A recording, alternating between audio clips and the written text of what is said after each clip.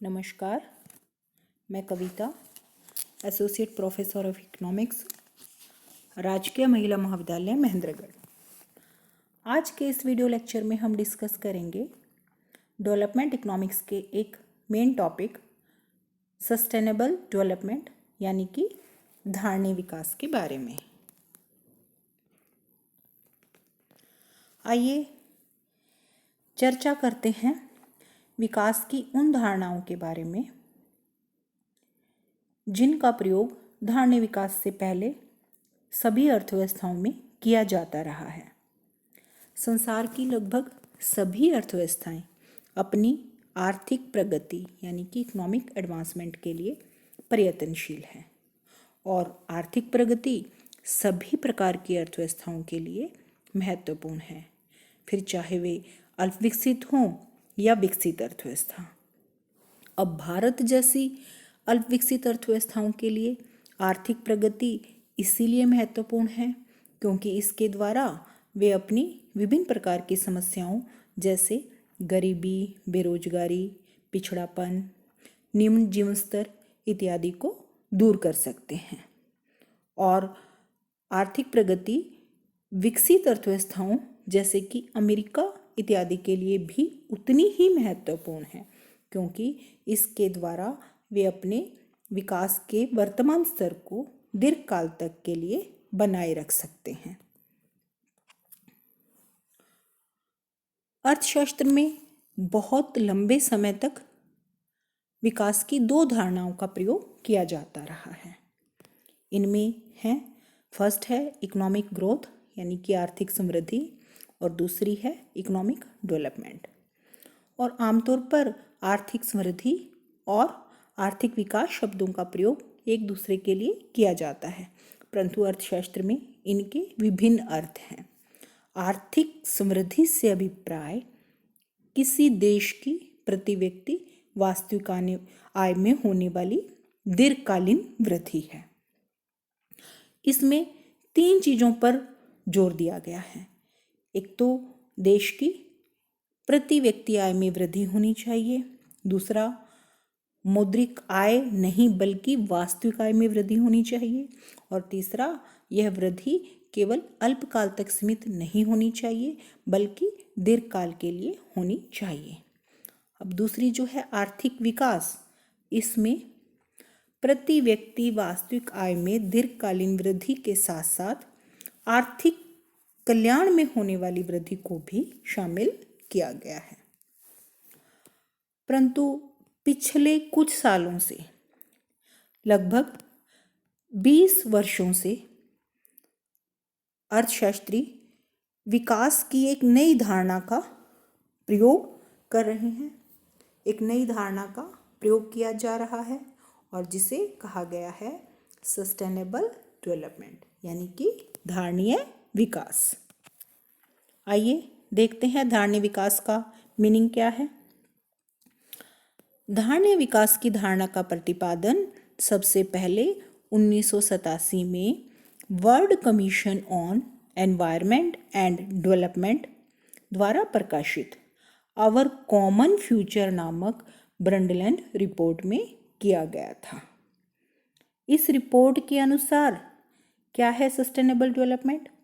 Sustainable development is that process of economic development which aims at maintaining the quality of life of both present and future generations without harming natural resources and environment। अर्थात क्या कहता है धारणीय विकास? कि धारणीय विकास आर्थिक विकास की वह प्रक्रिया है जिसका उद्देश्य प्राकृतिक साधनों तथा पर्यावरण को बिना कोई हानि पहुंचाए वर्तमान तथा भावी पीढ़ी दोनों के जीवन की गुणवत्ता को बनाए रखना है। आइए अब हम नजर डालते हैं धारणीय विकास की कुछ परिभाषाओं पर। तो सबसे पहले हम लेते हैं वर्ल्ड डेवलपमेंट रिपोर्ट 2003 के अकॉर्डिंग सस्टेनेबल डेवलपमेंट की डेफिनेशन। क्या है sustainable development? Sustainable development is that process of development which meets the needs of the present generation without compromising the ability of the future generation to meet their own needs। अर्थात क्या कहती है world development report 2003 कि धारणीय विकास से अभिप्राय विकास की उस प्रक्रिया से है जो भावी पीढ़ी की आवश्यकताओं को पूरा करने की योग्यता को बिना कोई हानि पहुंचाए वर्तमान पीढ़ी की आवश्यकताओं को पूरा करती है। उसके बाद देखिए बांग्लादेश के विकास अर्थशास्त्री महबूब अल हक की डेफिनेशन क्या कहा है उन्होंने कि sustainable development is sustaining of all forms of capital, physical, human, financial and environment. अर्थात धारणीय विकास जो है वो पूंजी के सभी रूपों, कौन कौन से, भौतिक, मानवीय, वित्तीय एवं पर्यावरणीय, इन रूपों को बनाए रखना है, यानी कि इन रूपों को संरक्षित करना ही धारणीय विकास है। तो इस प्रकार हम कह सकते हैं कि मनुष्य की आवश्यकताओं को पूरा करने की योग्यता पूंजी की 3 किस्मों पर निर्भर करती है। कौन कौन से हैं ये 3 रूप? देखिए, फर्स्ट है नेचुरल कैपिटल, और इसमें हम प्राकृतिक साधन, शुद्ध हवा, स्वच्छ जल इत्यादि को शामिल करते हैं। दूसरा है ह्यूमन कैपिटल, इसमें मनुष्यों की शिक्षा, स्वास्थ्य, तकनीकी प्रगति को ध्यान में रखा जाता है। और तीसरी जो है वो है भौतिक पूंजी, जो कि मशीनों, यंत्र, औजार, पूंजीगत सामग्री इत्यादि से संबंधित है। तो इस प्रकार सस्टेनेबल डेवलपमेंट का अर्थ क्या है कि हम भावी पीढ़ी को कम से कम इतनी पूंजी, अर्थात जो पूंजी के हमने ये 3 रूप किए हैं, इनमें से इतनी पूंजी जो है वो अवश्य दे दें, ताकि भविष्य में इतनी पूंजी अवश्य दे दें जो हमारे पास वर्तमान में है, ताकि भविष्य में उनको भी उतना ही सुख व आनंद मिलता रहे जो हमें वर्तमान में मिल रहा है। तो ये तो थी धारणीय विकास का अर्थ और इसकी परिभाषाएं। आइए अब चर्चा करते हैं धारणीय विकास की विशेषताओं के बारे में। तो देखिए, डिस्कस करते हैं कि धारणीय विकास किन विशेषताओं पर आधारित है।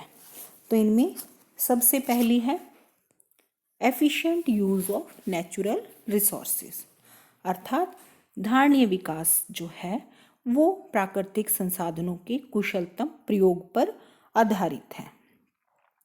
धारणीय विकास का यह अर्थ नहीं है कि प्राकृतिक संसाधनों का प्रयोग ही ना किया जाए, बल्कि इसका अभिप्राय तो यह है कि प्राकृतिक साधनों तथा पर्यावरण का इस प्रकार कुशलतापूर्वक प्रयोग किया जाए कि जिसके फलस्वरूप दीर्घकालीन शुद्ध उपलब्धियां जैसे आय तथा रोजगार में वृद्धि, निर्धनता उन्मूलन, जीवन स्तर में वृद्धि इत्यादि के लक्ष्य को प्राप्त किया जा सके। अब उसके बाद नेक्स्ट है no reduction in the quality of life of the future generation, अर्थात भावी पीढ़ी के जीवन की गुणवत्ता में कोई कमी ना हो। तो धारणीय विकास का उद्देश्य वर्तमान पीढ़ी के जीवन स्तर में वृद्धि करने के लिए प्राकृतिक साधनों तथा पर्यावरण का इस प्रकार प्रयोग करने से है जिसके फलस्वरूप भावी पीढ़ी के जीवन की गुणवत्ता में कोई कमी न होने पाए। उसके बाद नेक्स्ट है नो इंक्रीज इन पोल्यूशन, अर्थात धारणीय विकास जो है उन कार्यों पर आधारित है जिनके द्वारा प्रदूषण में वृद्धि न हो, अर्थात यह उन कार्यों का समर्थन नहीं करती जो वर्तमान में जीवन स्तर की उच्च स्थिति को बनाए रखने के लिए प्राकृतिक साधनों तथा पर्यावरण के लिए हानिकारक सिद्ध होते हैं। तो यह धारणा ये कहती है कि उन आर्थिक क्रियाओं को नहीं किया जाना चाहिए जो कि प्रदूषण को बढ़ाने वाले होते हैं। उसके बाद नेक्स्ट है it does not limit the concept of development, यानी कि धारणीय विकास की धारणा आर्थिक विकास को सीमित नहीं करती है। इसका लक्ष्य यह नहीं है कि आर्थिक विकास न किया जाए, बल्कि इसका उद्देश्य तो यह है कि विकास करने के लिए प्राकृतिक साधनों तथा पर्यावरण का इस तरह से प्रयोग किया जाए कि जिसके फलस्वरूप केवल वर्तमान में ही नहीं बल्कि भविष्य में भी आर्थिक विकास की दर को बनाए रखा जा सके। उसके बाद नेक्स्ट है डिस्ट्रीब्यूशनल इक्विटी, यानी कि वितरण में समानता। तो धारणीय विकास की धारणा इस बात पर जोर देती है कि सब अर्थव्यवस्था के सभी वर्गों के बीच वितरण संबंधी समानता बनी रहे और यह समानता एक ही पीढ़ी के विभिन्न वर्गों के साथ साथ विभिन्न पीढ़ियों के बीच भी बनी रहनी चाहिए। उसके बाद नेक्स्ट है preservation of 3 types of capital, पूंजी की 3 किस्मों का संरक्षण। अभी जो हमने पूंजी के 3 किस्मों के बारे में पढ़ा था कि प्राकृतिक पूंजी, भौतिक पूंजी और मानवीय पूंजी, तो धारणीय विकास इस बात पर जोर देता है कि पूंजी के इन तीनों रूपों को संरक्षित रखा जाए, वर्तमान पीढ़ी के लिए भी और भावी पीढ़ी के लिए भी। तो ये तो हैं धारणीय विकास की विशेषताएं। अब आगे हम चर्चा करते हैं कि धारणीय विकास की हमें जरूरत क्यों पड़ी, इसका क्या महत्व है। तो देखिए, जब तक आर्थिक समृद्धि के साथ साथ समाज का रूपांतरण एवं पर्यावरण का प्रबंध सही प्रकार से नहीं होता, तब तक आर्थिक समृद्धि आने वाले कई वर्षों तक जोखिम में बनी रहेगी और आर्थिक समृद्धि की तुलना में आर्थिक विकास से संबंधित प्रयासों एवं परिश्रम की अधिक आवश्यकता है। तो अर्थव्यवस्था में निर्धनता में कमी लाने के किसी भी गहन प्रयास के लिए धारणीय विकास की जरूरत है, ताकि विकासशील देशों में उत्पादकता तथा आय में वृद्धि की जा सके। तो कौन कौन से ऐसे कारण हैं किस वजह से हमें धारणीय विकास की जरूरत महसूस हुई, तो फोकस करते हैं उन पॉइंट्स पर। तो सबसे पहला है poverty declining but still a challenge, कि संसार के विभिन्न देशों में निर्धनता कम तो हो रही है परंतु फिर भी एक चुनौती बनी हुई है। देखिए, 1990 के बाद से भारत तथा चीन दोनों देशों के निर्धन लोगों की संख्या में कमी आई है, परंतु अफ्रीका, पूर्वी एशिया, दक्षिणी एशिया जैसे देशों में अभी भी विश्व के अति निर्धन लोगों का 2/3 भाग रह रहा है। इसलिए इन देशों में निर्धनता उन्मूलन के लिए धारणीय विकास की अत्यंत जरूरत है। उसके बाद है इनइक्विलिटी वाइडनिंग, यानी कि असमानताएं जो हैं वो बढ़ रही है। देखिए, संसार के 20 निर्धनतम देशों की तुलना में 20 धनी देशों में औसत आय 37 गुना अधिक है और पिछले 40 वर्षों में यह अनुपात लगभग दुगना हो चुका है। तो इस प्रकार इन देशों की असमानताओं में कमी लाने के लिए भी धारणीय विकास की अत्यंत जरूरत है। उसके बाद है कॉन्फ्लिक्ट्स डिवास्टेटिंग, यानी कि संघर्ष जो हैं वो विनाशकारी होते जा रहे हैं। देखिए, संसार के विभिन्न देश जो हैं वो कई प्रकार के आपसी संघर्षों में उलझे हुए हैं और इन संघर्षों की जो लागत जो है वो बहुत ऊंची होती है, जिसके फलस्वरूप विकास की जो भूतकालीन उपलब्धियां होती हैं वो सारी नष्ट हो जाती हैं। तो इस प्रकार इन संघर्षों से छुटकारा पाने के लिए और विकास को बढ़ाने के लिए धारणीय विकास की जरूरत महसूस हुई। उसके बाद नेक्स्ट है वायु प्रदूषण। देखिए, जो जो विश्व स्तर पर विकास जो है वो बढ़ता जा रहा है, त्यों त्यों विकासशील देशों के नगरों में वायु प्रदूषण का अस्वस्थ स्तर भी बढ़ता जा रहा है। और ग्रीन हाउस गैस इफेक्ट जो है उसका बढ़ना भी तब तक जारी रहेगा जब तक कि धारणीय विकास के लिए गहन प्रयास नहीं किए जाते। तो इस प्रकार वायु जो है वो प्रत्येक प्राणी के जीवन के लिए बहुत ही जरूरी है और शुद्ध वायु का होना अत्यंत आवश्यक है। तो इसीलिए वायु प्रदूषण में कमी के लिए भी धारणीय विकास की जरूरत पड़ी। उसके बाद है फ्रेश वाटर इंक्रीजिंगली स्केर्स। ताजा पानी की जो है उपलब्धता वो तेजी से दुर्लभ होती जा रही है। देखिए, विश्व की जनसंख्या जैसे जैसे बढ़ती जा रही है, ताजा पानी का भी उपभोग तेजी से बढ़ता जा रहा है और इसके फलस्वरूप विश्व के कई भागों में धारणीय विकास की कई भागों में ताजा पानी की दुर्लभता जो है वो बढ़ती जा रही है। तो इसीलिए पानी का बेहतर संरक्षण और आवंटन करने के लिए धारणीय विकास की जरूरत है। उसके बाद सॉइल बीइंग डिग्रेडेड, मिट्टी जो है उसकी क्वालिटी जो है वो भी डिग्रेड हो रही है। देखिए, जैसे जैसे जनसंख्या बढ़ रही है, मिट्टी जो है, भूमि जो है उसका भी अत्यधिक प्रयोग किया जा रहा है और कुछ क्षेत्रों में उत्पादकता बहुत कम हो गई है। तो मिट्टी की उत्पादकता को बनाए रखने के लिए, भू संरक्षण के लिए धारणीय विकास की आवश्यकता है। उसके बाद है फॉरेस्ट बीइंग डिस्ट्रॉयड, वन विनाश हो रहा है। तो जो है शहरीकरण के फलस्वरूप या जनसंख्या के बढ़ने के फलस्वरूप क्या है, वन विनाश तेज गति से बढ़ता जा रहा है।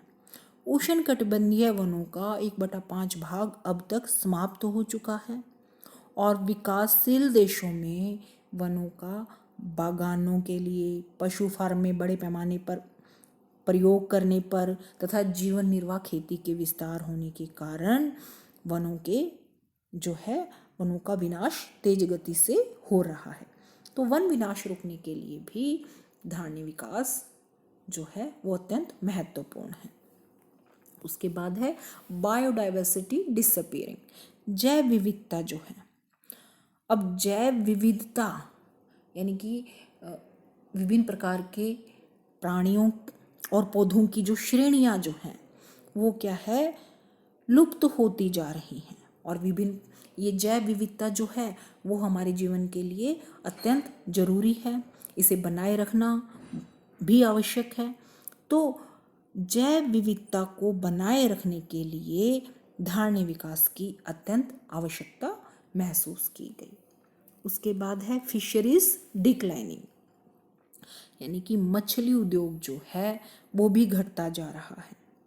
विश्व के काफ़ी क्षेत्र ऐसे हैं जो अपने जीवन निर्वाह के लिए मछली उत्पादन तथा अन्य समुद्री जीवों पर निर्भर करते हैं, परंतु जनसंख्या के बढ़ने के साथ साथ मछली उद्योग तथा इसकी उत्पादकता कम हो रही है। विश्व के मूंगे की चट्टान का लगभग 54% और सभी प्रजातियों का 34% मानवीय गतिविधियों के कारण काफ़ी जोखिम में है। तो मछली उद्योग को काफ़ी घटती उपज का सामना करना पड़ रहा है। तो मछली उत्पादन को, मछली उद्योग को बनाए रखने के लिए भी धारणीय विकास की जरूरत महसूस की गई। तो ये तो हमने देखा धारणीय विकास की आवश्यकता क्यों हमें पड़ी। अब देखिए, आगे हम जिक्र करते हैं कि धारणीय विकास किन शर्तों पर आधारित है। तो सबसे पहले है increase in per capita income and quality of life, यानी कि यदि अर्थव्यवस्था की प्रति व्यक्ति आय और लोगों के जीवन की गुणवत्ता में वृद्धि होगी तो क्या है, धारणीय विकास होगा। यानी कि धारणीय विकास के लिए सबसे जरूरी है कि प्रति व्यक्ति आय में वृद्धि होनी चाहिए तथा लोगों के आर्थिक कल्याण तथा जीवन की गुणवत्ता में वृद्धि होनी चाहिए। अब दूसरा है conservation of natural capital stock, यानी कि प्राकृतिक पूंजी के स्टॉक को संरक्षित बनाए रखना जरूरी है। तो प्राकृतिक पूंजी स्टॉक से अभिप्राय सभी प्रकार के पर्यावरण तथा प्राकृतिक साधनों की परिसंपत्तियों को के कुल स्टॉक से है। तो इस प्रकार धारणीय विकास इस बात पर आधारित है कि प्राकृतिक पूंजी के स्टॉक को संरक्षित रखा जाना चाहिए। तीसरा है रिडक्शन इन इंडस्ट्रियल पोल्यूशन, यानी कि धारणीय विकास इस बात पर जोर देता है कि विकास के फलस्वरूप औद्योगिक प्रदूषण में कमी होनी चाहिए। यानी कि औद्योगिक उत्पादन के लिए ऐसी तकनीकों को अपनाया जाना चाहिए जो पर्यावरण के अनुकूल हो और औद्योगिक प्रदूषण में कमी कर सके। उसके बाद है रिडक्शन इन एग्रीकल्चरल पोल्यूशन, यानी कि कृषि प्रदूषण में कमी की जानी चाहिए। अर्थात जो है धारणीय विकास इस बात पर बल देता है कि कृषि में विभिन्न प्रकार की रासायनिक खाद व कीटाणुनाशक दवाइयों के स्थान पर हरी खाद और जैव नियंत्रण तकनीक का प्रयोग किया जाना चाहिए ताकि कृषि प्रदूषण को कम किया जा सके। उसके बाद है कॉम्प्रिहेंसिव रूरल डेवलपमेंट, यानी कि गांवों का संपूर्ण विकास। तो क्या है कि धारणीय विकास यह कहता है कि गांवों का समुचित विकास किया जाना चाहिए और गांव में सभी प्रकार की सुविधाएं उपलब्ध करवाई जानी चाहिए ताकि गांवों से लोगों का पलायन शहरों की ओर जो होता है उसे रोका जा सके और इसके फलस्वरूप शहरीकरण की प्रवृत्ति कम होगी और जिसके कारण विभिन्न प्रकार के वायु, जल तथा ध्वनि प्रदूषण को कम किया जा सकेगा। तो इस प्रकार धारणीय विकास संपूर्ण ग्रामीण विकास की शर्त पर आधारित है। तो ये तो हमने देखी धारणीय विकास की शर्तें। आइए अब हम देखते हैं धारणीय विकास के कुछ सूचक के बारे में चर्चा करते हैं। तो धारणीय विकास के सूचक या संकेतक कौन कौन से हैं, देखिए। सबसे पहले है जीडीपी ग्रोथ रेट, अर्थात ग्रोस डोमेस्टिक प्रोडक्ट जो है इसकी वृद्धि दर जो है वो धारणीयता का एक महत्वपूर्ण सूचक है और यह वृद्धि दर ही संपूर्ण अर्थव्यवस्था की कार्यशील मशीनरी की सफलता एवं विफलता की तस्वीर प्रस्तुत करती है। तो वर्तमान एवं भावी पीढ़ी के आर्थिक एवं सामाजिक कल्याण के लिए ऊंची समृद्धि दर होना बहुत ही जरूरी है। उसके बाद है साइज ऑफ पॉपुलेशन या पॉपुलेशन कंट्रोल। तो देखिए पर्यावरण प्रदूषण का मुख्य कारण क्या होता है, जनसंख्या का अधिक मात्रा में होना। तो यदि जनसंख्या का आकार नियंत्रित है और जनसंख्या की वृद्धि दर नियंत्रित है तो हम ये कह सकते हैं कि देश में क्या है, धारणीय विकास हो रहा है। उसके बाद नेक्स्ट है वाटर सप्लाई। तो जल आपूर्ति तथा इसके विभिन्न उपयोगों का धारणीय विकास से प्रत्यक्ष संबंध है। देखिए उत्पादन तथा उपभोग की विभिन्न प्रक्रियाओं में जल एक महत्वपूर्ण रोल अदा करता है। तो जल की उपयोगिता इसकी नवीकरणीय क्षमता से अधिक व तेज है। तो यदि हम जल की उपलब्धता यदि हम पूर्ण कर पा रहे हैं सभी लोगों के लिए और जल जो है वो स्वच्छ एवं शुद्ध जल उपलब्ध हो रहा है, जल के प्रयोग के तरीकों में सुधार आ रहा है, व्यर्थ जो है व्यर्थ प्रयोग जो है जल का उसे रोका जा रहा है, तो हम कह सकते हैं कि धारणीय विकास हो रहा है। उसके बाद है availability of fresh and pure air. तो देखिए, साफ एवं शुद्ध वायु की उपलब्धता धारणीय विकास का एक महत्वपूर्ण सूचक है, क्योंकि शुद्ध वायु न केवल मनुष्यों के लिए बल्कि जीव जंतुओं के लिए भी जीवन सुरक्षा का कार्य करती है। परंतु वर्तमान में होने वाले तीव्र औद्योगिक तथा शहरी विकास के कारण वायु प्रदूषण के स्तर में निरंतर वृद्धि होती जा रही है और इसके कारण वायु में कई प्रकार की विषैली गैसें फैलती जा रही हैं। तो इसीलिए वायु प्रदूषण को कम करने और शुद्ध वायु की उपलब्धता सभी के लिए बनाए रखना जो है वो धारणीय विकास का एक महत्वपूर्ण संकेतक है। उसके बाद है ह्यूमन रिसोर्सेज डेवलपमेंट, मानवीय संसाधनों का विकास। देखिए, धारणीय विकास की प्राप्ति के लिए मानवीय संसाधनों का विकास बहुत ही जरूरी है। कुशल, योग्य एवं दक्ष मानवीय पूंजी न केवल वर्तमान पीढ़ी के लिए बल्कि भावी पीढ़ी के लिए भी एक आधारशिला का कार्य करती है। तो यदि मानवीय संसाधनों का उचित विकास हो रहा है तो इसका अर्थ यह है कि धारणीय विकास हो रहा है। उसके बाद अंत में है ऊर्जा। संपूर्ण विकास प्रक्रिया में ऊर्जा एक मुख्य तत्व है।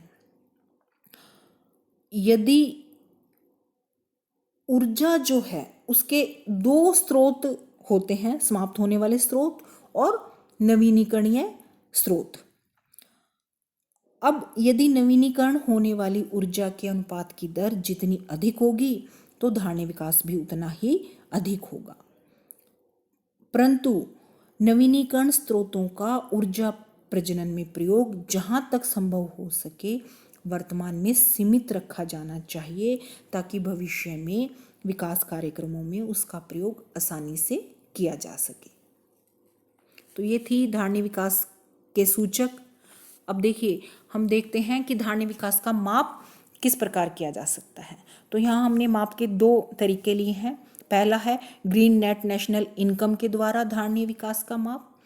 तो हरित शुद्ध राष्ट्रीय आय की धारणा किस तरह से धारणीय विकास को मापती है, तो इसके लिए क्या किया जाता है, नेट नेशनल इनकम शुद्ध राष्ट्रीय आय में से प्राकृतिक संसाधनों की घिसावट तथा पर्यावरण की अवनति को माइनस करके हम शुद्ध जो है ग्रीन नेट नेशनल इनकम यानी कि हरित शुद्ध राष्ट्रीय आय का अनुमान लगा सकते हैं।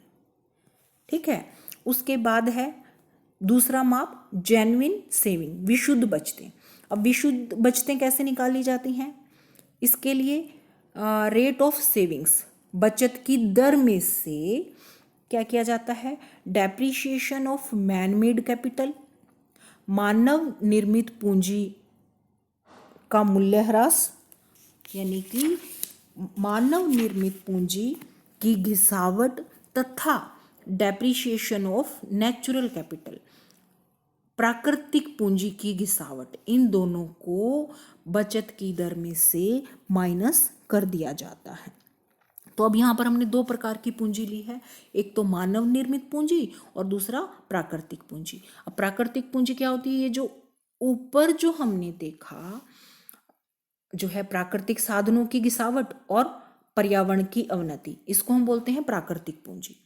तो यहाँ पर विशुद्ध बचतों में जो है प्राकृतिक पूंजी की घिसावट के साथ साथ मानव निर्मित पूंजी की घिसावट को भी शामिल कर लिया गया है।